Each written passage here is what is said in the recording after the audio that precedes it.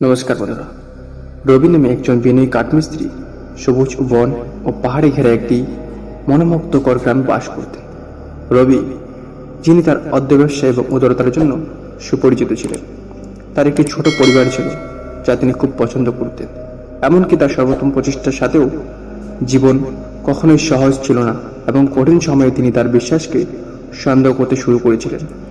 বিশেষ করে কঠিন শীতে রবির পুরনো কুঠার ভেঙে যায়।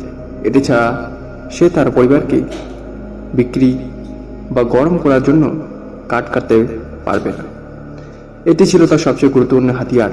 হতাশার সাথে সে চিৎকার করে বলল, কেন ঈশ্বর, আকাশের দিকে চোখ তুলে আমার পরিবারের ভরণ পোষণের জন্য আমার আয়ের একমাত্র উৎস কেন কেড়ে নিয়েছ? এই সম্ভাব্য সুবিধা কি হতে পারে? কর্মসংস্থানের উত্থানে কাছের গ্রামে ট্রেক করা ছাড়া রবির আর কোনো উপায় ছিল না।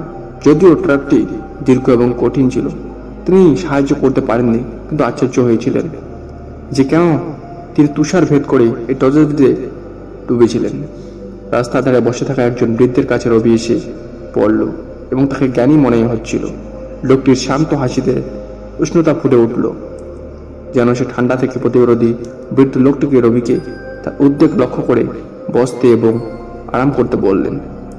তার ভাঙা কুঠার এবং ভয়ানক পরিস্থিতির ব্যাখ্যা দিয়ে রবি তার আবেগ ছড়িয়ে দিয়েছিলেন।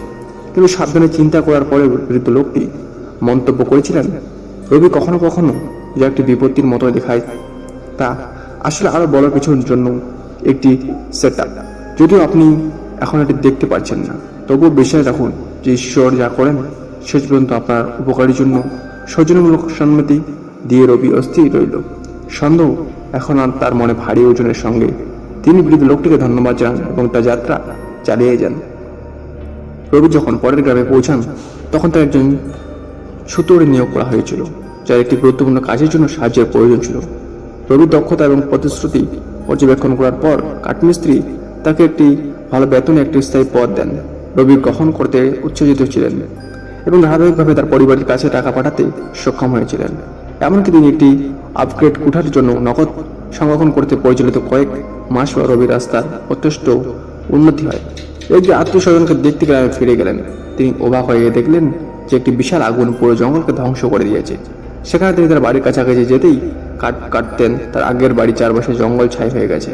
রবি যখন বুঝতে পেরেছিল যে তার কুঠারটি সেই দুর্ভাগ্যজনক শীত না ভাঙলে কি করতে পারে, তখন তার হৃদয় ভেঙে গিয়েছিল। সে হয়তো আগুন থেকে রক্ষা পেতে না, যেহেতু সে বনে কাজ করত, ঠান্ডা নয়। তবে তিনি কতটা কাছাকাছি থেকে দুর্যোগ এড়াতেন তার সচেতনতা তার মেরুদণ্ডে একটি কাপড়ই বাড়িয়েছে। রবি মাথা নিচু করে ভগবানকে ধন্যবাদ জানালো। ভাঙা কুঠারের জন্য তার চোখে জল গড়িয়ে পড়ল। তিনি বৃদ্ধদের মন্তব্য সম্পর্কে ভাবতে বলে থাকলেন এবং বুঝতে পারলেন যে সেগুলি সত্য বা দুর্ভাগ্যযোগ্য মনে হয়েছিল। তার সত্যিই ছদ্মবেশে একটি উপহার ছিল, যা তার ভাঙা কুড়ালটির জন্য তিনি তার পরিবারের জন্য আশ্রয় এবং একটি উন্নত জীবন খুঁজে পেয়েছিলেন। বহু বছর পরে রবি তার যাত্রা সম্পর্কে অন্যদের জানিয়ে শহরে অনুপ্রাণিত আশাও জাগিয়েছিলেন।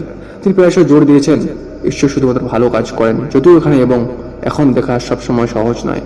বিশ্বাস রাখুন যে একটি বৃহত্তর পরিকল্পনা চলছে। অনেক কঠিন পরিস্থিতি উপলব্ধি এবং বিশ্বাস অনুশীলন করুন যে আপনি কখনোই জানেন না যেটি কখন আর ভালো কিছুর দিকে নিয়ে যেতে পারে। ভাইরাল হওয়া গরিব রবির গল্পটি সবাইকে মনে করে দিয়েছিল যে দৃষ্টিকোণ এবং বিশ্বাস মানুষের জীবন পরিবর্তন করার ক্ষমতা রাখে।